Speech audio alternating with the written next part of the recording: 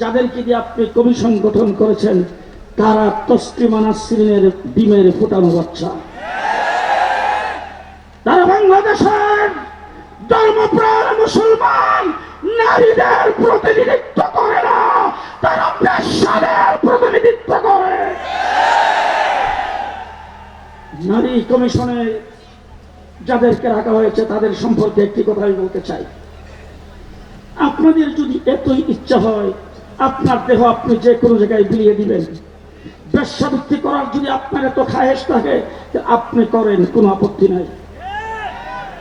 কিন্তু বাংলাদেশের ধর্মপ্রাণ মুসলিম জনতাকে বেশ্যাবৃত্তিতে বাধ্য করার জন্য আপনার কোন এজেন্ডাকে চাপিয়ে দিবেন, পিটায়া তখতা বানিয়ে দেবে।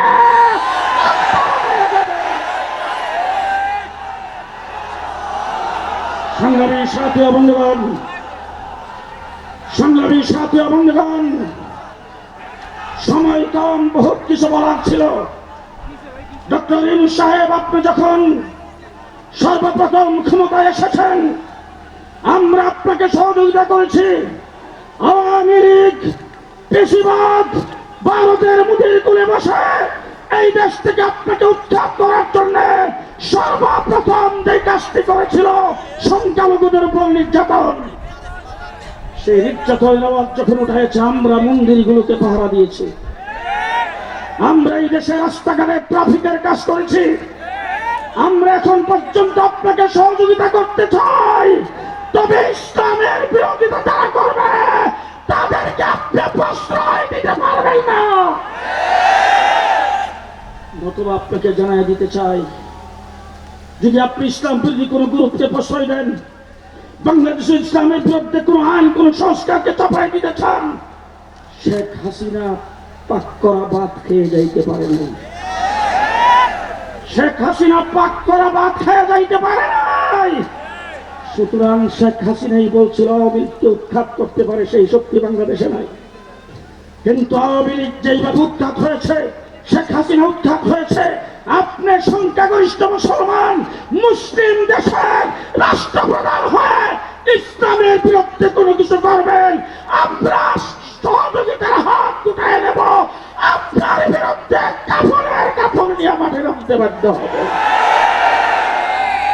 শেষ কথা বলতে চাই, বাংলাদেশে যখন জেলখানায় ছিলাম তখন দেখে আসছি ফাঁসির মঞ্চ।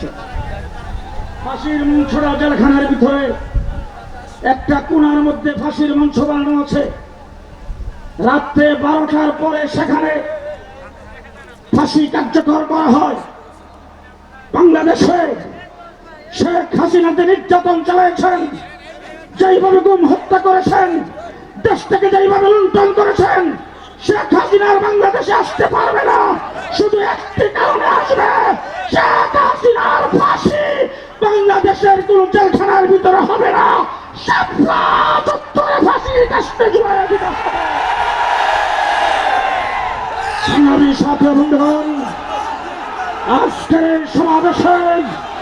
আজকের এই সমাবেশ বাস্তবায়ন কমিটির আহ্বায়ক হিসাবে যারা যেখান থেকে কষ্ট করে এসেছেন, সাংবাদিক বন্ধুরা দায়িত্ব পালন করেছেন, আইন শৃঙ্খলা বাহিনীর তারা দায়িত্ব পালন করেছেন, স্বেচ্ছাসেবকের দায়িত্ব যারা গ্রহণ করেছেন, সকলকে ধন্যবাদ, মুবারকবাদ জানাই।